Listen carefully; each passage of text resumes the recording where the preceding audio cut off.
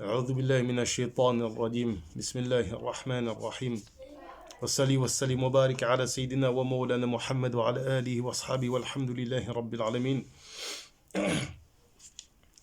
ربي زدنا علما وعملا وأدبا وفهما. قال والمؤلف رضي الله عنه الثاني المحل وهو زوجه وشرط ملك زوج عصمة المرأة قبل الطلاق. On est toujours dans les conditions du divorce pour qu'il soit effectif. Et donc, ici, on aborde le mahal, c'est-à-dire la femme. C'est-à-dire que l'homme doit, en l'occurrence, avoir en ses mains la femme sous son autorité légale. De façon plus, même, je dirais pas plus générale, si on peut le dire comme ça, ce milk est appelé l'isma.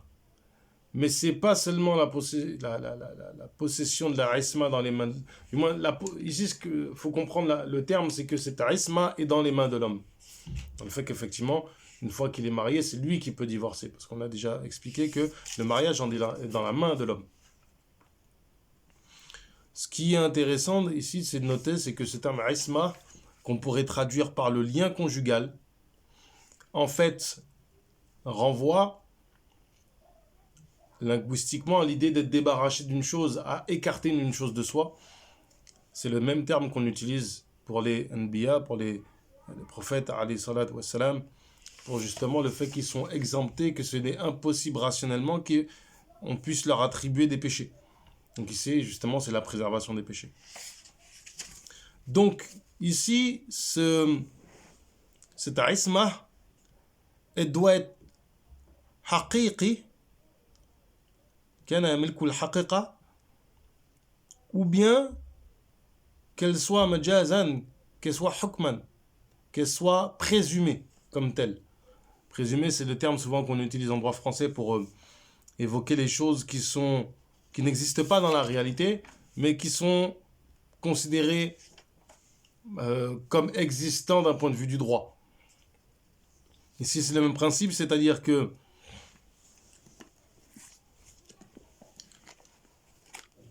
il y a le fait d'être marié effectivement et que la femme est sous effectivement l'autorité de l'homme, mais il y a le cas, et c'est ce qui est expliqué en deuxième point ici, la isma qui est majazan, c'est-à-dire hukman, qui est déclaré, présumé comme tel, c'est le fait que un homme puisse dire à une femme,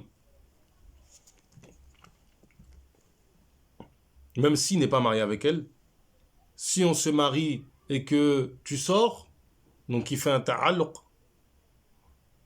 tu es divorcé. Ou bien, si je me marie avec les femmes de cette tribu, elles sont divorcées.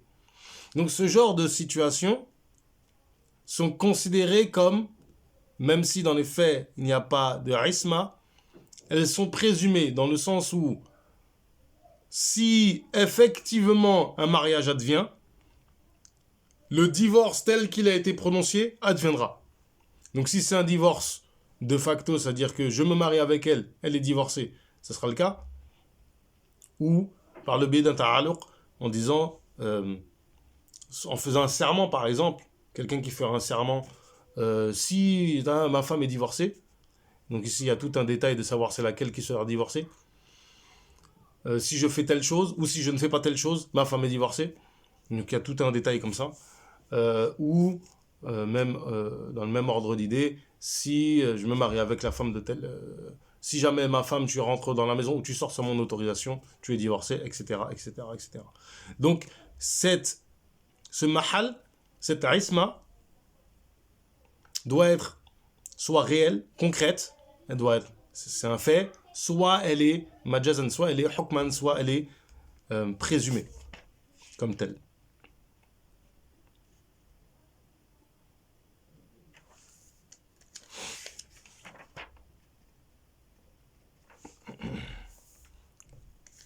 il faut rajouter à ça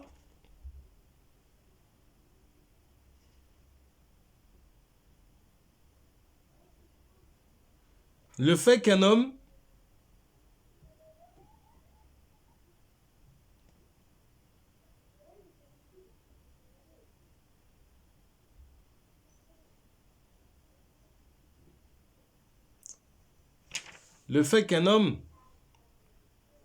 se permettrait de prononcer le divorce pour... C'est-à-dire qu'il dirait, par exemple, ah, tu es divorcé de ton mari. C'est quelque chose qui est illicite de faire. Il ne convient pas de faire cette chose-là. Dans le cas des ventes, certains considèrent que ça serait permis que quelqu'un achète pour vous et qu'après il vous demande de rembourser. Parce qu'en fait, par exemple, il sait que vous recherchez une voiture ou quelque chose comme ça, et ils prennent pour vous et après ils vous informent de cela. C'est-à-dire qu'en fait, c'est comme si c'est vous qui avez acheté le bien, mais dans le cas du divorce, comme dans le cas ici, dans le cas du divorce plutôt, dans lequel on est en train de traiter, ou dans le cas d'un bay'a, d'un contrat, cela est soumis à votre aval. Donc quelqu'un qui, devant vous, ou même pas forcément devant vous, prononcerait le divorce, vous pouvez ultérieurement le valider. C'est-à-dire que si vous le validez, ce divorce est effectif. Mais nous rappelons que c'est interdit pour quelqu'un de faire ce genre de choses.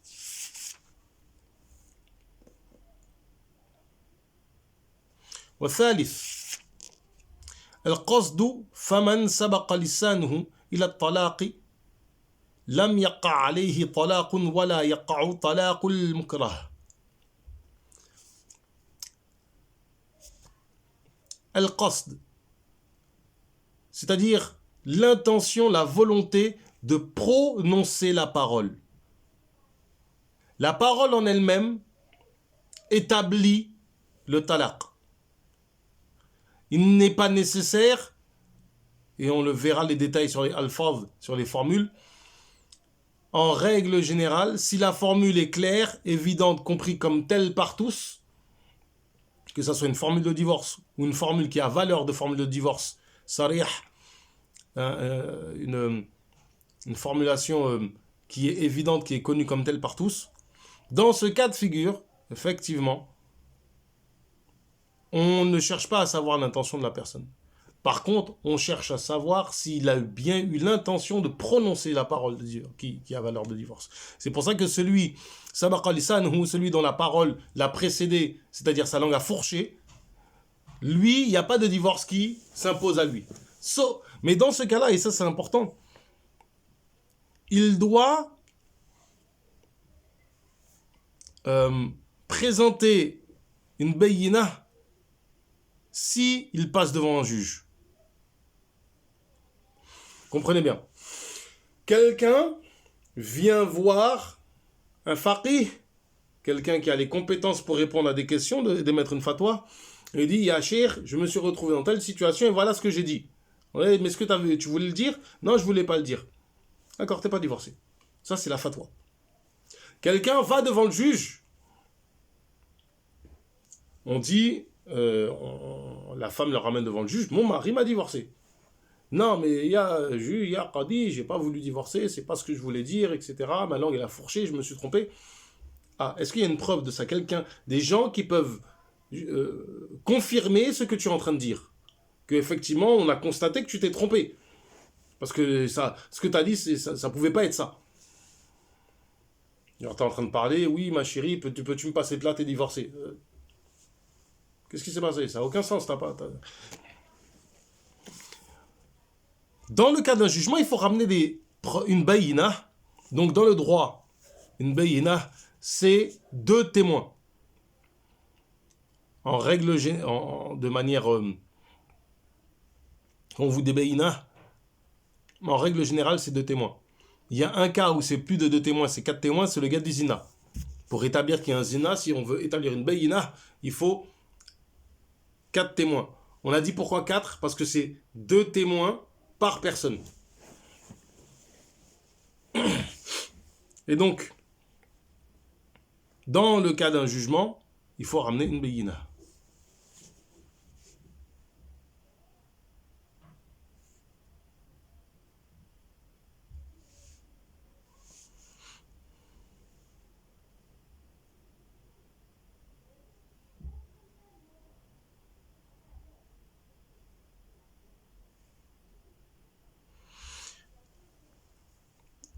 Alors,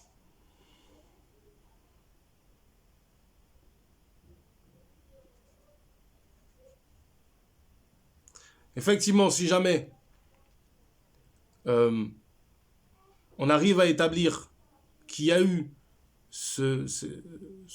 cette langue qui a fourché, il n'y a rien qui s'impose à lui.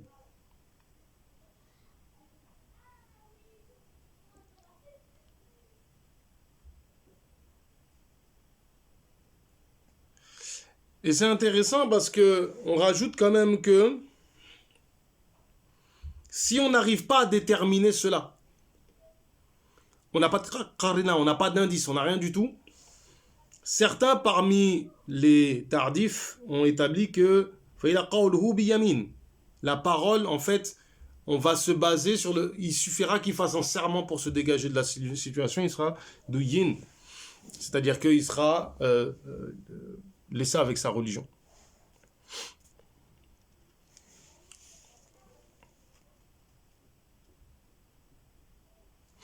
Alors, le deuxième aspect ici, qui est intéressant, c'est wala yaqa'u talaqul mukrah. Celui qui est contraint. Qui est celui qui est contraint? C'est celui qu'on va forcer au divorce par la contrainte physique. Et on a dit, celui qui a peur, donc les conditions du contraint, c'est celui qu'on va forcer à dire la parole en le menaçant et qui craindra qu'on le tue, qu'on le mette en prison, qu'on l'ampute d'un membre, ou bien seulement que celui qui fait partie Dhul Muru'ah, celui qui dans la société ont une place importante, respectable, qui risquerait de se faire humilier par le fait de se faire gifler. On a dit une gifle, certains ont dit que plusieurs gifles. Et donc lui, à cause de cette contrainte, s'il prononcerait le divorce n'adviendrait pas. Donc il ne faut pas qu'il soit contraint.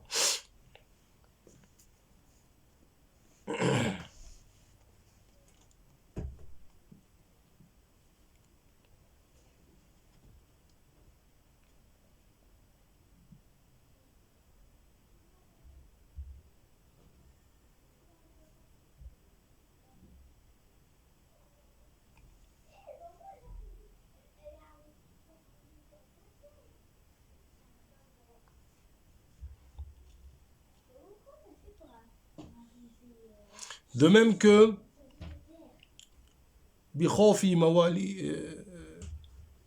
même craindre pour ses biens. Le fait de craindre pour ses biens, cela aura cet impact-là, qu'on craigne qu'on détruise sa voiture, ce genre de choses. Lui, c'est quelqu'un qui est contraint et le divorce n'advient pas. Alors souvent, ce qui se passe en fait dans cette partie du chapitre de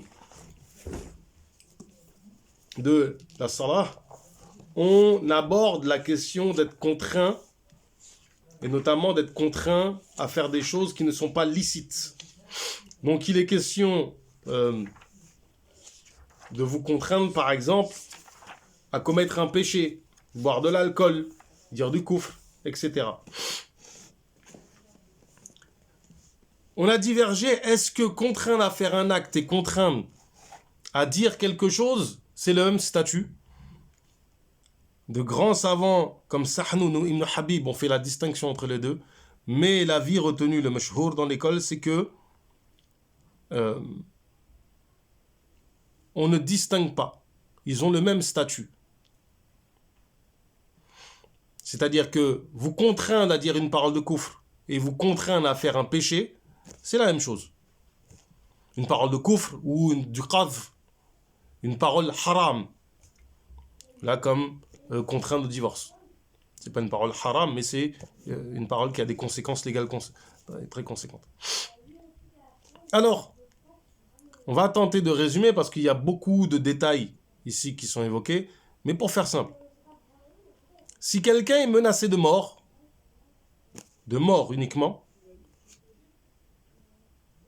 lui, dans son cas, il y a un certain nombre de péchés qu'il sera possible de faire, comme boire de l'alcool.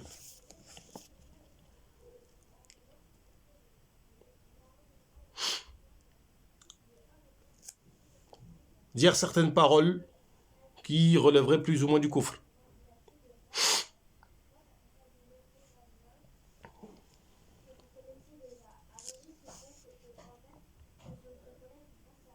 L'avis de la majorité, justement, c'est que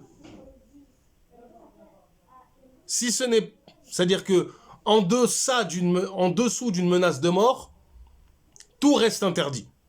Il faut vraiment qu'il y ait menace de mort pour que vous puissiez faire ce type d'interdit-là.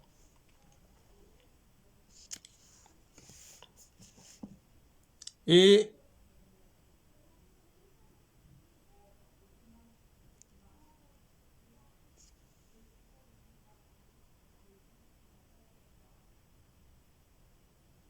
cela est l'avis manifestement d'une grande majorité, mais certains ont dit que en deçà d'une menace de mort, comme le fait de peur d'être amputé, etc., il serait possible de commettre un certain nombre de péchés. Mais malgré la menace de mort, je dis bien qu'on résume ici, il y a quand même des cas où le haram reste haram. C'est le cas du meurtre. On nous oblige à tuer un musulman. Dans ce cas-là, cela reste interdit. Pourquoi ? Parce que forcément l'un des deux va mourir. Donc autant que ce soit nous. Le cas du zina. Si c'est la femme de quelqu'un, ça reste interdit. Parce qu'il y a le droit d'autrui qui rentre en jeu. Si c'est une vierge,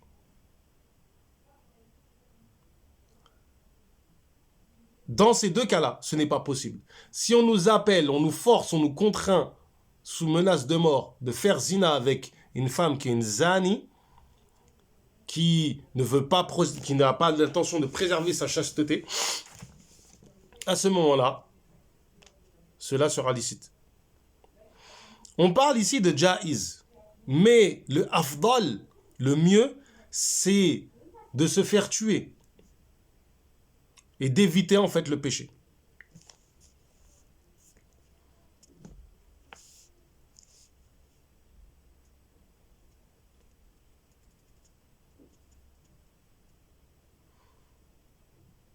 C'est ce que dit justement Ibn Juzay dans les Qawanin, que ومن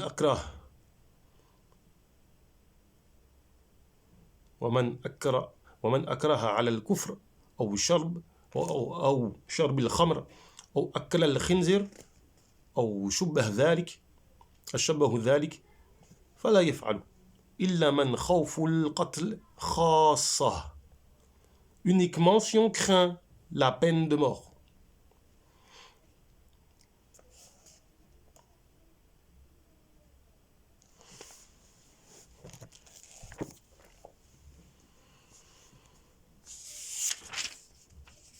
رابع اللفظ أو ما يقوم مقامه من الفعل.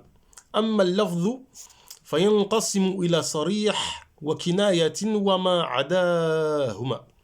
فالصريح ما فيه لفظ الطلاق على أي وجه كان، مثل أن يقول أنت طالق أو أنت مطلقة، فليلزم بهذا الطلاق ولا يفتقر إلى نية مطلقها واحدة إلا أن ينوي أكثر. Donc déjà, premier aspect, le lafz, les alphas, les formules de divorce. Ou ce qui a la même valeur, mais en actes. Il existe des communautés où il y a des actes que vous faites qui ont la même valeur que tu divorces. Cela aussi fait allusion, alors ça on le verra un petit peu plus loin, sur les signes.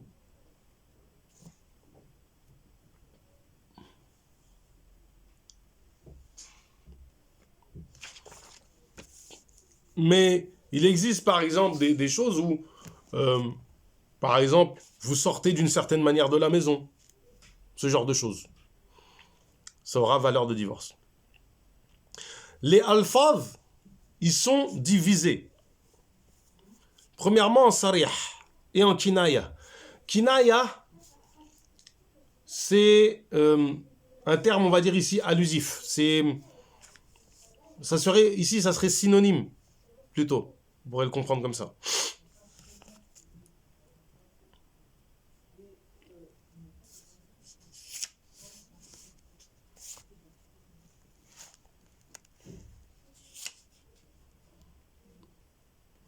Ce qui est sarih,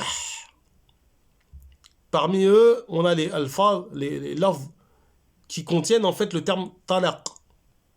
Sarih, le terme clair, c'est les formules qui contiennent le terme talaq. Comme anti taliq et anti taliqun. C'est quasiment pas traduisible en français parce que c'est ce qu'on appelle une phrase nominale, c'est-à-dire qu'en fait, il n'y a pas de fi'l, il n'y a pas de verbe dedans. Déjà, fi'l dit verbe, c'est compliqué, mais toi, tu es divorcé, on va dire, pour le traduire comme ça. Ou toi, tu es une fille qui est divorcée, qui a été relâchée. Dans ce cas-là, nécessairement, le talaq advient, et comme on l'a dit précédemment, il ne peut s'en sortir de ce talaq que s'il fait valoir qu'effectivement, il ne voulait pas dire la phrase. Mais la phrase en elle-même fait tomber le talaq, que ça soit dit sous le ton de la colère, que ça soit dit à la rigolade. Dans tous ces cas de figure-là, il y a un talaq qui advient.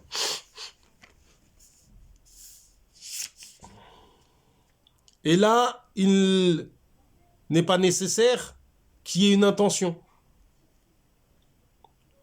de manière absolue.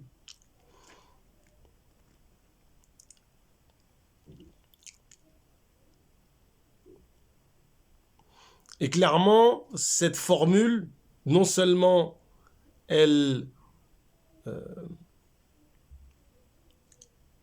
est nécessairement un divorce, mais sans qu'il y ait d'indice, sans qu'il y ait une intention, ça vaudra pour un seul divorce.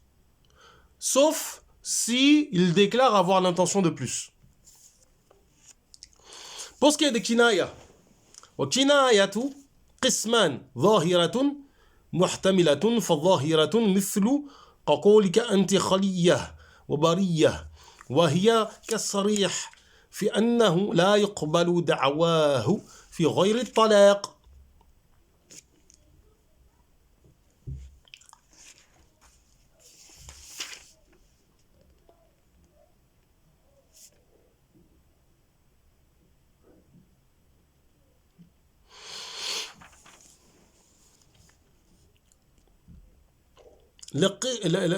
Les kinayas sont en deux parties. Donc les formules, on va dire, qui sont synonymes du divorce. Il y a celles qui sont évidentes, apparentes, claires.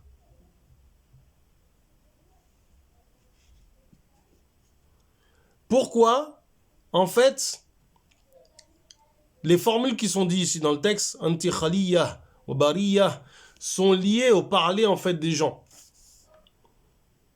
Ici, c'est justement ce que dit l'imam al-Qarafi quand il parle de donner la fatwa sans prendre en compte le contexte, c'est de l'ignorance. On parle de ce genre de cas. C'est-à-dire que ne sont admises uniquement que les formules qui sont en vigueur dans la région. Les formules qui sont dites ici dans le texte n'ont aucune valeur en France. Anti-khaliya, ça ne veut rien dire en France. Il faudrait regarder du côté des frères maghrébis qui s'expriment en arabe. Est-ce qu'ils les utilisent? S'ils les utilisent, c'est une valeur. S'ils ne les utilisent pas, ça n'a pas de valeur. C'est ce genre de formule-là qui sont dans les kutub de fiqh, qui ne sont uniquement là comme des exemples qui sont non exhaustifs. Donc, les formules de divorce qui ont valeur de formules de divorce telles, c'est-à-dire la même valeur que je te divorce de manière absolue, ce sont les formules qui, dans la région, sont connues comme ayant valeur de divorce. Si on parle concrètement dans le cas de la France, nous n'avons pas clairement de formules qui ont la même valeur que le divorce. Barre-toi, casse-toi, c'est fini entre nous. Qu'est-ce que ça veut dire ? C'est fini entre nous, par exemple, ça n'a pas forcément la valeur de divorce. C'est plutôt des termes qu'on utilise non pas entre personnes mariées, mais entre personnes qui sont dans une situation non légiférée, non acceptée dans la charia. Ça peut pouvoir dire nos fiançailles, c'est-à-dire qu'on doit aller se marier, c'est fini, il n'y a plus. Mais dans le cadre du mariage, c'est fini entre nous. C'est pas vraiment... ça n'a pas vraiment la valeur de divorce. En gros, en France, on n'a pas vraiment de valeur de kinaya zahira. Il faudrait peut-être faire des recherches par région. Peut-être qu'il y a des régions où il y a des termes qui sont utilisés. Déjà, si même on veut être pointilleux, en réalité, le fait de dire je te divorce est une kinaya zahira, parce que c'est pas de l'arabe.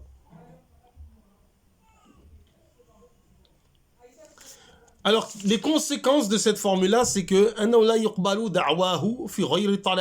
c'est-à-dire que la personne, on n'acceptera pas le fait qu'il prétende que c'est à la valeur d'autre chose qu'un talaq.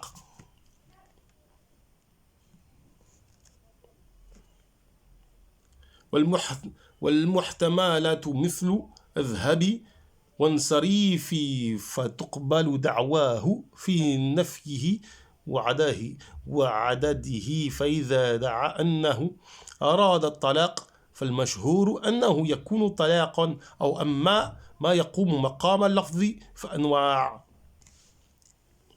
منها إشارة المفهمة وهي معتربة من الأخرس في الطلاق منها كتابه طلاق من القادر على نطق فإن كتب الكتاب بالطلاق وهو عازم على الطلاق وقع عليه ما كتبه.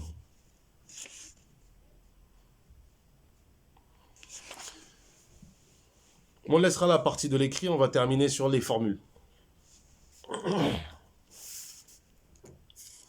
Ce qui est autre que le zahir,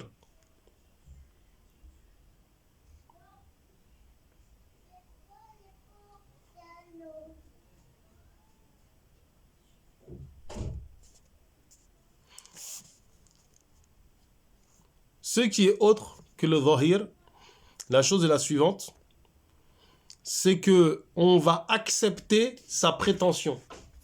Pour être plus clair, si la formule pourrait supposer un divorce, on demande de clarifier son intention.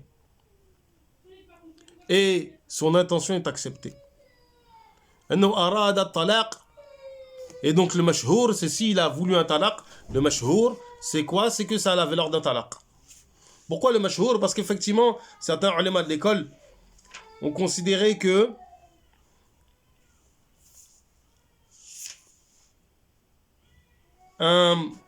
vu que la formule n'est pas un talaq, n'est pas connue comme telle, ce n'est pas un talaq.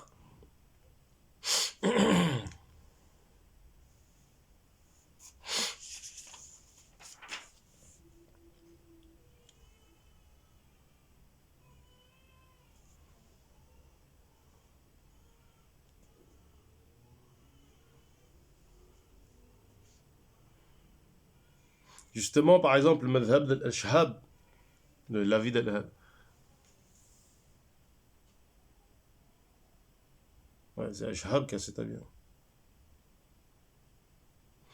Ce serait l'inverse, c'est justement que ce ne serait pas un talaq.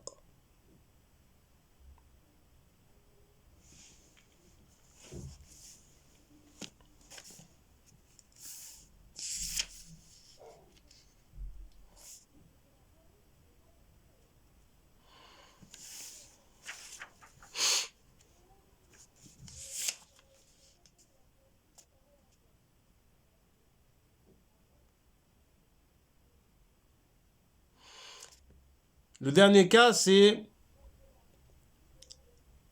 أنه يكون طلاق, ce qui va être tel le love, et donc on verra qu'il y a les ishara, le langage des signes en fait, et le fait d'écrire.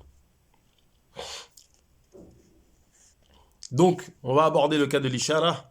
C'est assez simple à comprendre. C'est que le langage des signes, même pour un muet, le langage des signes des muets, des sourds, etc., a la valeur du talaq.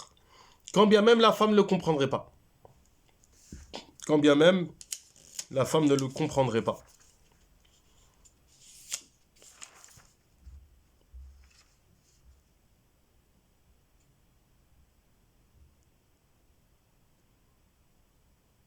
Et même si la femme peut parler, même si la personne peut parler plutôt, même si l'homme qui divorce peut s'exprimer, dans ce cas de figure, cela aura valeur d'un talaq.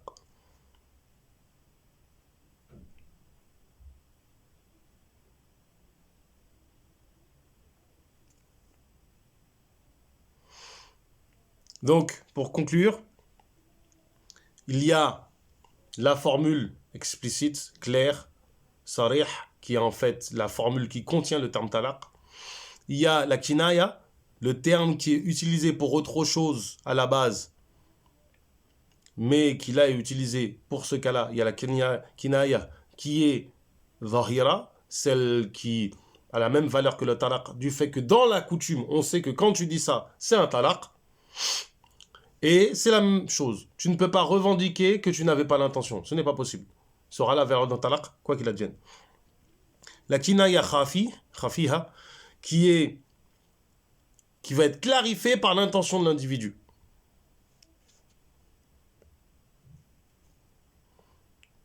Et l'ishara, qui fait partie de ce qui a la valeur de talaq, dans la mesure où les actes, ici, on est du même ordre. Et même si la femme ne comprend pas le langage des signes, et même si l'homme peut s'exprimer. ربي زدنا علما وعملا وأدبا وفهما وهب لنا يا أكرم في التلاوة خيرا كثيرا منك والحلاوة اللهم آتنا في الدنيا حسنة وفي الآخرة حسنة وقنا عذاب النار اللهم صل على سيدنا محمد الفاتح لما أخرق والخاتم لما سبق ناصر الحق بالحق والهادي إلى صراطك المستقيم وعلى آله حق قدره ومقداره العظيم سبحان ربك رب العزة عما يصفون وسلام على المرسلين والحمد لله رب العالمين السلام عليكم ورحمة الله.